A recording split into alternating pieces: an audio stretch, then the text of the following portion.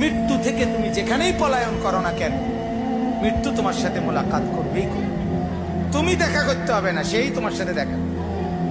তুমি মৃত্যুকে ডাকতে হবে না, মরণ তোমাকেই ডেকে নিয়ে আসবে। মরণ নিজেই তোমার সাথে দেখা করবে, সেই তোমাকে কবরে আনবে, তুমি আসতে হবে না।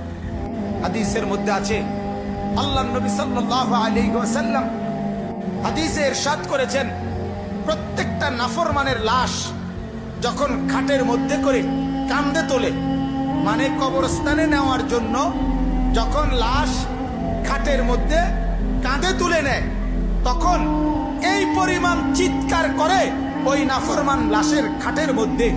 আল্লাহর নবী সাল্লাল্লাহু আলাইহি সাল্লাম বলেন, যদি একটা সেকেন্ডের চিৎকার তোমরা ওই নাফরমানের শুনতা, তাহলে পৃথিবীর কোনো মানুষ কাউকে কাঁধে আর লাশের খাটিয়া তুলতো না, বরং ফেলে রাখতো আর কুকুর বিড়ালে খাইতো। এরা শুধু চিৎকার করে নাফরমান বলে, আল্লাহর দোহাই আমার স্বজনরা আমার ওইদিকে নিও না, ওই কবরে আমারে নিও না, নিও না আমারে ওইখানে, নিও না আমারে, নিও না। হায় তোমরা আমারে কই নিচ্ছ? তোমরা না আমার স্বজন, তোমরা না আমার সন্তান। আরে নামাজ ছাড়া বাদ তো কুত্তারও মেলে, বাদ তো জানোয়ারেরও মেলে, বাদ তো বেঈমানেরও মেলে। এটা তো আশ্চর্যের কিছু না বেটা। ভাত খাবার এটা তো বেঈমানেও খায়। তাহলে আজ যদিও তুমি মনে করো এখানে এদিক দিয়া হেদিক দিয়া, এই পাশ ওই পাশ দিয়া আড়াল হইয়া হইয়া তুমি পার হইয়া গেলা, কারো সামনে পড়লা না, কেউ দেখলো না, কিন্তু অচিরেই আল্লাহ তাআলা বলেন, ইয়াউমা তুবলাস সারাইর, শুধুমাত্র তোমার বাহ্যিক কৃতকর্ম না, তোমার অন্তরে 24 ঘন্টা যত কথা উঠানামা করছিল, খারাপ চিন্তা, চেতনা, কল্পনা, আবেগ, অনুভূতি, আল্লাহর কসম আল্লাহ কোরআনে বলে, সেগুলো হাসরের ময়দানে আমি আল্লাহ আমলনামার মধ্যে লিখিত দেখাবো। ইয়াউমা তুবলাস সারাইর। এখন তো দিলের কথা কেউ জানে না। আপনার ভিতরে কি ঘুরতেছে আমি জানি, আপনি জানেন আমার দিলে কি ঘুরতেছে। আল্লাহ তাআলা বলে, সেগুলো আমি তোমার সামনে দেখাবো।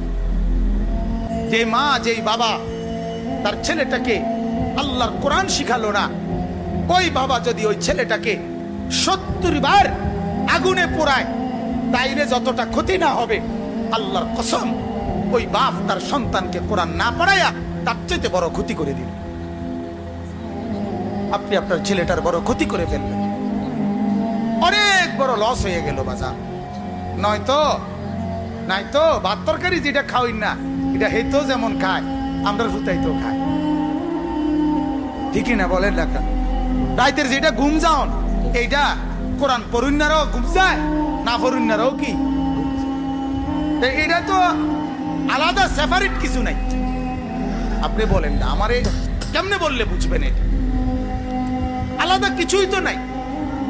একজন ইমানদার, বেঈমান, নামাজি, বেনামাজি, সেজদাওয়ালা, সেজদাবিহীন, কাফের, মুশরিক, পৃথিবীর ভোগ করার ক্ষেত্রে সব বরাবর, সব বরাবর কিনা বলেন?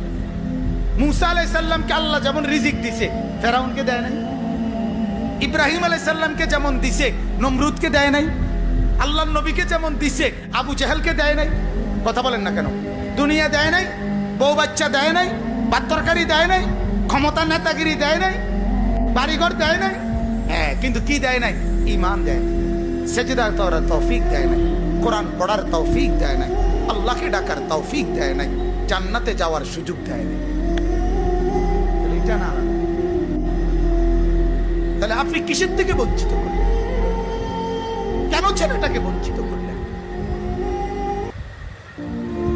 গভীর রাতে আইসো বান্দা, চোখের এক ফোঁটা পানি দিও আমারে, আমি পুরা ধুয়ে মুছে সাফ করে, এক ফোঁটা পানি দিয়েই 90 বছর মাফ করে।